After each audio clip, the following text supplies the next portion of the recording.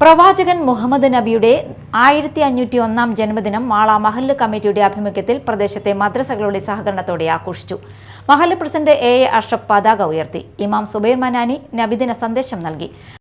പഠിക്കുന്നത് മുഴുവൻ ചെറു കാര്യങ്ങൾക്ക് പോലും മാസങ്ങളോളം യുദ്ധം ചെയ്യുന്ന ഒരു ദുരന്ത അവസ്ഥയായിരുന്നു അവിടെ ഉണ്ടായിരുന്നത്. രണ്ടാമത്തെ ഡബ്ല്യു വിമണാണ്, സ്ത്രീകളാണ്.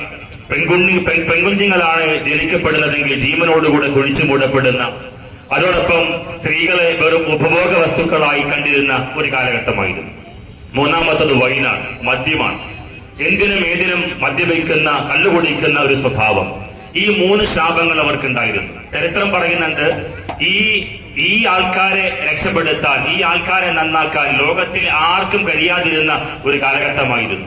അവിടേക്കാണ് മഹാനായ പ്രവാചകനായ മുഹമ്മദ് മുസ്തഫ സല്ലല്ലാഹു അലൈഹി വസല്ലമ തങ്ങൾ കടന്നു വന്നത്. വെറും 23 കൊല്ലം കണ്ട് അവരെ നല്ലൊരു മനുഷ്യരാക്കി മാറ്റിയെടുക്കാൻ പ്രവാചകരായ സല്ലല്ലാഹു അലൈഹി വസല്ലമ തങ്ങൾ കഴിയുകയുണ്ടായി. വെറും ഇരുൾ നിറഞ്ഞ ഒരു നാടിനെ, വെറും അന്ധകാരത്തിലുള്ള മനുഷ്യരെ പ്രകാശത്തിന്റെ വെള്ളിവെളിച്ചത്തിലേക്ക് നയിക്കുന്ന ഒരു അവസ്ഥയിലേക്ക് റസൂലുള്ളാഹി സല്ലല്ലാഹു അലൈഹി വസല്ലമ തങ്ങൾ അവരെ മാറ്റിയെടുക്കുകയുണ്ടായി. മഹല്ല് secretary Riyas, treasurer NK Saifuddeen, AA Abdul Nasar, Sageer Kadavil, PB Nishad, Shebeer Aliyar, Naushad പള്ളിമുറ്റത്ത്, അഷ്റഫ് പതിയാരത്തുപറമ്പിൽ, കരീം വീരാവു, അക്ബർ ഉമർ, നിഷാദ് ബാബു എന്നിവർ സംസാരിച്ചു. തുടർന്ന് ഘോഷയാത്ര, മൗലിദ് പാരായണം, അന്നദാനം, മദ്രസ വിദ്യാർത്ഥികളുടെ കലാപരിപാടികൾ എന്നിവ നടന്നു.